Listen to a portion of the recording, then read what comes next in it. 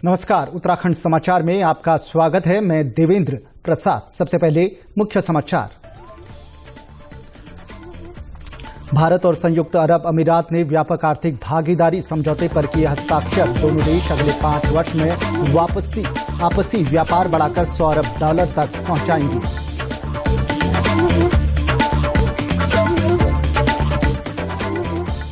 एक भारत श्रेष्ठ भारत देखो अपना देश की थीम पर देहरादून में आयोजित हुआ इंडिया ट्रैवल मार्ट। देश में पर्यटन गतिविधियों को बढ़ाने को लेकर हुई चर्चा।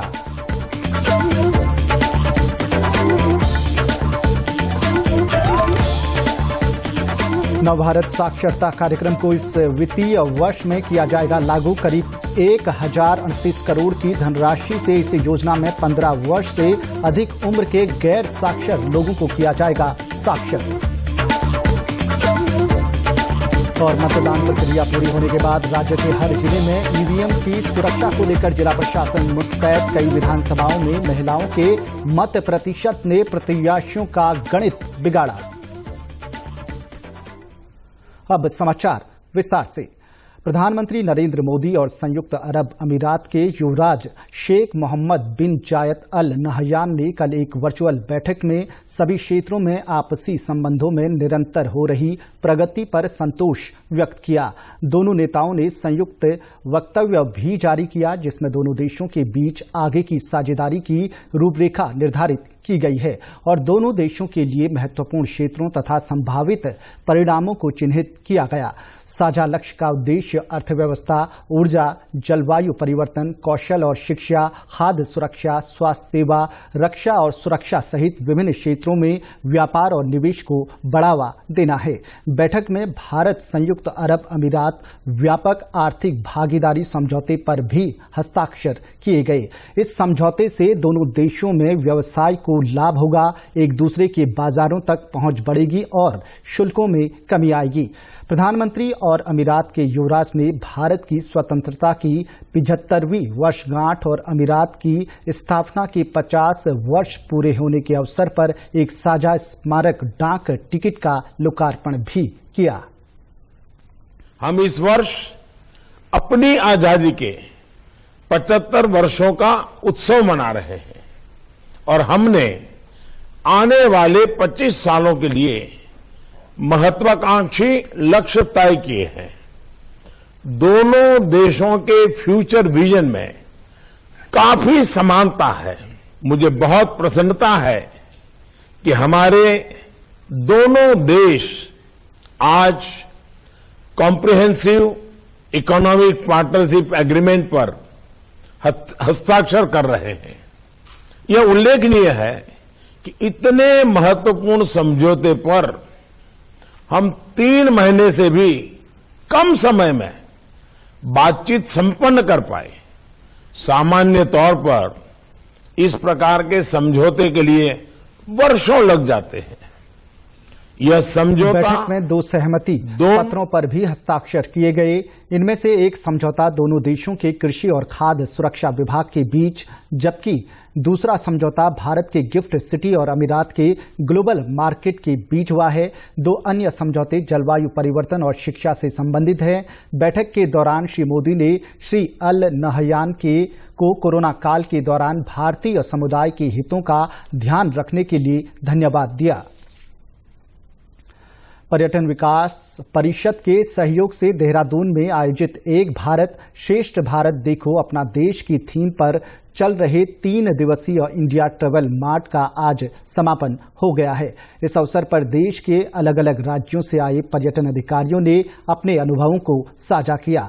Managing director India travel mart नई दिल्ली के अजय गुप्ता ने बताया कि कोरोना के बाद पर्यटन को बढ़ावा देने के उद्देश्य से इंडिया ट्रैवल मार्ट का आयोजन किया गया है। इसमें देश के कई टूर ऑपरेटरों ने सहभागिता की है और आपसी चर्चा करके पर्यटन को बढ़ाने में अपना योगदान देने की बात भी कही है। इसका मेन मकसद है एक भारत श्रेष्ठ भारत देखो अपना देश। उसमें डोमेस्टिक टूरिज्म को पोस्ट कोविड के बाद हम टूरिज्म को एक रिवाइवल दे रहे हैं। एक टूरिज्म को बढ़ावा देने के लिए यहाँ एक टूरिज्म प्रदर्शनी देहरादून में लगाई गई है। आज इसका आखिरी दिन है और यहाँ पर काफी लोगों का उत्साह है। इसमें करीबन 100 से 200 agents, travel agent, tour operators पूरी इंडिया से यहाँ पर आए हैं और वो अपना यहाँ B2P कर रहे हैं, मीटिंग्स कर रहे हैं और जो नए नए पैकेज आ रहे हैं जो अभी समर वेकेशंस के लिए है, डेस्टिनेशन वेडिंग के लिए है, माइस टूरिज्म के लिए है, एडवेंचर के लिए है, रिलीजियस के लिए, तो वो वहाँ यहाँ पर अधिक से अधिक जानकारी उनको मिल रही है। जैसे कि वो आने वाले सीजन में मई और जून में जो जुलाई तक सीजन चलता है समर वेकेशंस का, 4 धाम का, और उससे यहाँ काफ़ी उत्साह है लोगों में और ट्रैवल एजेंटों में उत्साह है और काफ़ी अधिक से अधिक जानकारी उनको मिल रही है यहाँ पर। उत्तराखंड टूरिज्म डेवलपमेंट बोर्ड के डिप्टी डायरेक्टर योगेंद्र कुमार गंगवार ने बताया कि उत्तराखंड एक पर्यटन राज्य है। उत्तराखंड पर्यटन व्यवसायियों के साथ ही पर्यटकों का स्वागत करने के लिए पूरी तरह से तैयार है। इसका मेन उद्देश्य यही है कि हम उत्तराखंड में हमारे पास क्या क्या रिसोर्सेस उपलब्ध हैं और वर्तमान में उनको किस तरह से हम प्रसारित कर रहे हैं। इसमें सबसे बड़ी भूमिका ये है कि केवल यहाँ हमारा उत्तराखंड राज्य के नहीं, अभी इस बार जो पैंडेमिक होने के बावजूद ये एक दुनिया का पहला एग्जीबिशन, फर्स्ट एग्जीबिशन यहाँ पे लगाया गया है। इसका मेन उद्देश्य यही है कि उत्तराखंड राज्य हर तरह से सुरक्षित है, सेफ है। हमारे यहाँ के समस्त पर्यटन की विधाएं, पर्यटन स्थल पूर्णतया यात्रियों का स्वागत के लिए तैयार हैं, सारी सुविधाएं सुसज्जित की। वहीं टूर ऑपरेटरों और पर्यटन व्यवसायियों ने भी इंडिया ट्रैवल मार्ट की सराहना करते हुए कहा कि इस प्रकार के आयोजनों से देश के अलग अलग राज्यों के उत्पादों, स्थलों और कई विषयों की विशेषताओं के बारे में जानकारी मिली है। इसे टूर ऑपरेटर अपने पैकेज में शामिल करें तो राज्यों में पर्यटक बढ़ेंगे ही, साथ ही उन्हें भी आर्थिक लाभ होगा। ITM one of the wonderful platform, ये बहुत ही अच्छा प्लेटफॉर्म है अपने प्रोडक्ट को शो करने का पब्लिक के लिए, क्योंकि यहाँ पर ट्रैवल एजेंट भी आते हैं, यहाँ पर लोकल पब्लिक भी आती है, यहाँ पर लोकल ट्रैवल एजेंट भी आता है और लोकल बायर भी आता है। इसके लिए ये प्लेटफॉर्म बहुत अच्छा। और मेरा जो सालवुड है वो एक अकेला देहरादून में नहीं ITM अटेंड करता है, मैं जितने भी ITM इंडिया में लगते हैं उन सबको मैं अटेंड करता हूँ कि इस प्लेटफॉर्म से आप अपना प्रोडक्ट वर्ल्ड वाइड फेमस कर सकते हैं। सरकार ने एक नई योजना नवभारत साक्षरता कार्यक्रम को मंजूरी दी है। सभी पहलुओं को कवर करते हुए ये योजना वित्त वर्ष 2022 से 2027 के दौरान लागू की जाएगी और इस पर करीब 1038 करोड़ रुपए की धनराशि खर्च होगी। प्रौढ़ शिक्षा का नाम अब बदलकर सभी के लिए शिक्षा करने का फैसला भी लिया गया है।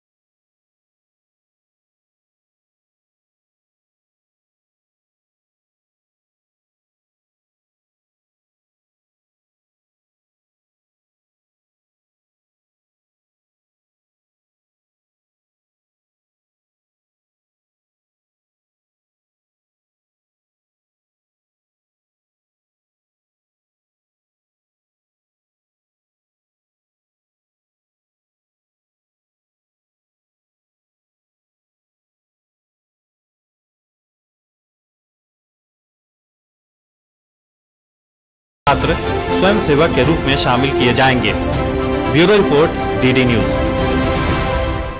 राज्य में 5वीं विधानसभा चुनाव में 632 प्रत्याशियों की किस्मत ईवीएम में कैद हो गई है। 10 मार्च को मतगणना के बाद प्रत्याशियों के भाग्य का फैसला होगा। इस बीच सभी ईवीएम मशीनों को कड़ी सुरक्षा घेरे में जिलों में बनाए गए स्ट्रांग रूम में रखा गया है। सभी 13 जिलों में अलग अलग जगहों पर स्ट्रांग रूम बनाए गए हैं। इन स्ट्रांग रूम में ईवीएम मशीनों को त्रिस्तरीय सुरक्षा घेरे में रखा गया है। अपर मुख्य निर्वाचन अधिकारी प्रताप सिंह शाह ने बताया कि इन स्ट्रांग रूम में बिना अनुमति के कोई भी अंदर प्रवेश नहीं कर सकता है। स्ट्रांग रूम पूरी तरह से सील हैं और सुरक्षा व्यवस्था के सभी मानकों को अपनाया गया है। स्ट्रांग रूम की नियमित जांच भी की जा रही है। अगर कोई संबंधित अधिकारी स्ट्रांग रूम में जाना चाहे तो उसे सुरक्षा बलों को दी गई लॉग बुक पर आने का टाइम, अवधि और नाम की एंट्री करनी अनिवार्य है। वहीं उन्होंने बताया कि प्रत्याशियों को भी स्ट्रांग रूम की देखरेख की अनुमति होती है। एक बार स्ट्रांग रूम सील होने के बाद काउंटिंग के दिन सुबह ही खोला जाता है। अगर विशेष परिस्थिति में स्ट्रांग रूम खोला जा रहा है तो ये प्रत्याशियों की मौजूदगी में ही संभव होगा। सील करने के उपरांत सीसीटीवी कैमरेज वहां पे लगे हुए हैं। 24/7 उनको देखा जा रहा है। 24 घंटे वहाँ पे सुरक्षा सिक्योरिटी लगी हुई है। हर स्ट्रांग रूम पे half section arm police force लगी हुई है और कोई भी अगर उसमें कैंडिडेट या उनका इलेक्शन एजेंट यदि देखने आएगा तो एक लॉग बुक बनी होती है। कोई अधिकारी भी अगर आएगा तो लॉग बुक में अपनी एंट्री करेगा, उसके निर्धारित जो उसमें पूछा गया है उसको भरेगा। सारी सूचनाएं देने के बाद वो कुछ समय तक वहाँ पे देख सकता है, जो इस समय व्यवस्था की गई है। स्ट्रांग रूम बंद करने से पहले उसको पूर्ण रूप से सुरक्षित बनाया गया है। उसमें इलेक्ट्रिसिटी उसको बंद किया गया है और बाहर से उसको पूर्णतया सील किया गया है, जिसपे कैंडिडेट या उसके इलेक्शन एजेंट के हस्ताक्षर भी हैं। यदि वो आए होंगे उसमें तो ये पूर्णतया सुरक्षित है। इसमें किसी भी तरीके की कोई गुंजाइश नहीं है। ये निर्धारित तरीके से ही खोला जा सकता है और उसकी जब भी खोला जाएगा इसकी पूर्णतया वीडियोग्राफी इसकी होगी और उसको सुरक्षित रखा जाएगा। बागेश्वर जिले में इस बार विधानसभा चुनाव में 61.50% मतदान हुआ है।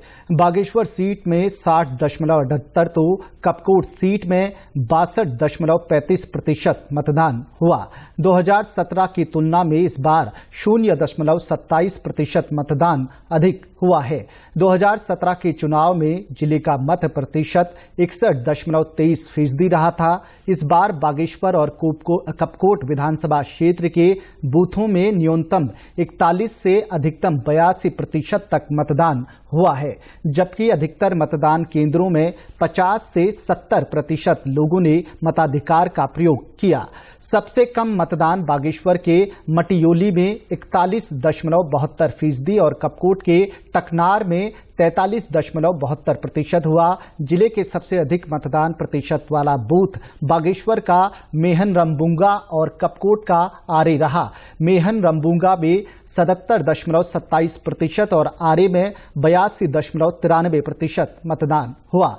आपको बता दें कि बागेश्वर जिले में 2 विधानसभा क्षेत्र हैं, जिनमें 2,17,600 मतदाताओं में से 61.50% मतदाताओं ने अपने मताधिकार का प्रयोग किया। जिले की दोनों विधानसभा क्षेत्रों के मतदान में महिलाएं पुरुषों से आगे रही, जबकि दोनों ही विधानसभा में पुरुष मतदाताओं की संख्या अधिक थी। इसके बाद भी महिलाओं ने बढ़ चढ़कर मतदान में भाग लिया। पुरुषों का 56% और महिलाओं का 68% मतदान रहा। बागेश्वर विधानसभा क्षेत्र से वर्तमान में भारतीय जनता पार्टी से चंदन राम दास विधायक हैं। वह लगातार 3 बार से विधायक हैं। 2017 के विधानसभा चुनाव में उन्होंने अपने निकटतम प्रतिद्वंदी कांग्रेस के प्रत्याशी बालकृष्ण को 14,567 वोटों से हराया था। इस बार के चुनाव में कांग्रेस पार्टी से बागेश्वर सीट पर रंजीत दास को टिकट दिया है। बागेश्वर जिले की दूसरी विधानसभा सीट कपकोट है। यहां से भाजपा, कांग्रेस, आप पार्टी सहित 6 प्रत्याशी चुनाव मैदान में हैं। 2017 में भारतीय जनता पार्टी से बलवंत सिंह भौरियाल ने कांग्रेस पार्टी के ललित फरसवाण को 5,982 वोटों के अंतर से हराया था। वर्तमान में यहां से भाजपा ने सुरेश गड़िया को टिकट दिया है। इस सीट पर मुख्य रूप से भारतीय जनता पार्टी और कांग्रेस के बीच ही मुख्य मुकाबला बताया जा रहा है। कपकोट में जो हमने देखा इस बार बड़ा जोरदार था कि वहाँ जन मुद्दे सामने आए थे। जन मुद्दों में जो सबसे बड़ा मुद्दा आया था, नेटवर्क आया था कि बहुत ग्रामीण क्षेत्र में आपने ऑनलाइन क्लासें लगा ली लेकिन नेटवर्क आपके पास था ना। और दूसरा जो पलायन हुआ था, जो आया था, लौट के आया था कोविड काल में, उनको फिर बड़ी बेबसी के साथ लौटना पड़ा। ये मुद्दा मैं कपकोट में देख रहा था। और निश्चित रूप से जब मुद्दे सामने आते हैं तो एंटी कैम्पेंसी बनती, पर एंटी कैम्पेंसी हमेशा सरकार के खिलाफ जाती है। इस बार का विधानसभा चुनाव कुछ इस प्रकार के रंग लाया है, जैसे बागेश्वर में है भारतीय जनता पार्टी, कांग्रेस और आपका, इस प्रकार से त्रिकोणीय संभव है, त्रिकोणीय मुकाबला है। कहा नहीं जा सकता कि कौन जीतेगा। ठीक वैसे कपकोट में कांग्रेस और भारतीय जनता पार्टी में मुकाबला है, कह नहीं सकते कि कौन जीतेगा। ये लगता है कि ये प्रथम ऐसा चुनाव है जिसमें किसी की कोई स्पष्ट नहीं है। जिले में शांतिपूर्वक मतदान होने के बाद दोनों विधानसभा के 14 प्रत्याशियों का भाग्य अब ईवीएम में बंद हो गया है। दोनों सीटों के 376 पोलिंग बूथों की ईवीएम को त्रिस्तरीय सुरक्षा के भीतर रखा गया है। इसके साथ ही वहां मजिस्ट्रेटों की तैनाती भी की गई है। 2 जगहों में सीसीटीवी कंट्रोल रूम बने हैं, जहां से 24 घंटे सुरक्षा व्यवस्था पर नजर रखी जा रही है। इस बार का जो मतदान रहा जनरल विधानसभा का, और इसमें हमारा जो शांतिपूर्ण मतदान संपन्न हो चुका है। और हमारे जनपद में टोटल मतदाता 2,17,620 इतने मतदाता थे, जिसमें पुरुष थे 1,10,381 और महिला मतदाता थे 1,07,229। और जैसे हम कहें कि कुल मतदान का प्रतिशत हमारा 61.50% रहा है, जो विगत विधानसभाओं और लोकसभा के उससे भी अधिक रहा है। और जहाँ तक विधानसभावार हम बात करें, कपकोट विधानसभा में हमारा 62.43% रहा, और जिसमें महिलाओं ने बढ़ चढ़ करके इसमें भाग लिया, और महिलाओं का जो मतदान का प्रतिशत रहा 68.10% महिलाओं ने भागीदार किया।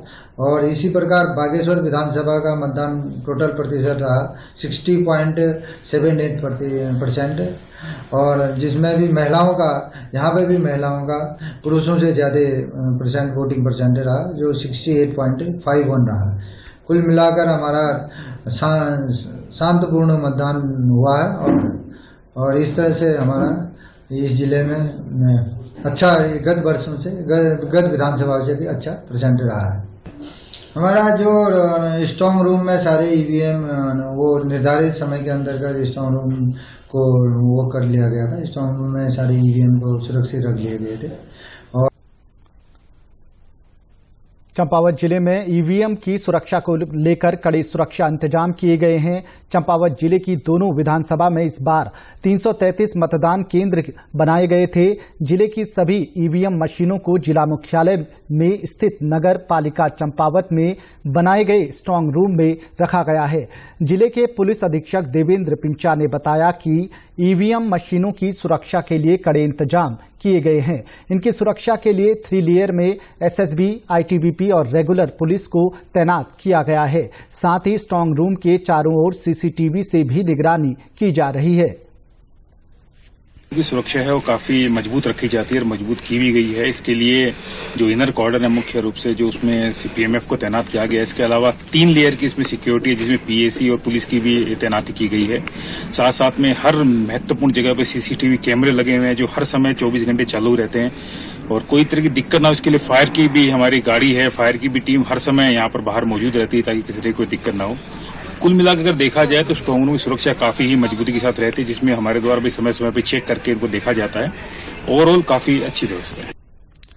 वहीं 2 विधानसभा क्षेत्र वाले चंपावत जिले में इस बार 1,25,696 मतदाताओं द्वारा मतदान किया गया, जिसमें 59,044 पुरुष मतदाता और 66,652 महिला मतदाता शामिल रहे, जबकि जिले में मतदान प्रतिशत 61.83 रहा। लोहाघाट विधानसभा की बात करें तो 58.12% के साथ 28,276 पुरुष और 34,050 महिला मतदाताओं ने अपने मताधिकार का प्रयोग किया। चंपावत विधानसभा में 66.9% के साथ 30,768 पुरुष और 32,602 महिला मतदाताओं ने अपने मताधिकार का प्रयोग किया। दोनों विधानसभाओं में महिलाओं ने पुरुषों के मुकाबले अधिक मतदान किया। वहीं देखा जाए तो जिले की दोनों सीटों पर इस बार फिर से मुख्य मुकाबला भारतीय जनता पार्टी और कांग्रेस के बीच ही दिखाई दे रहा है।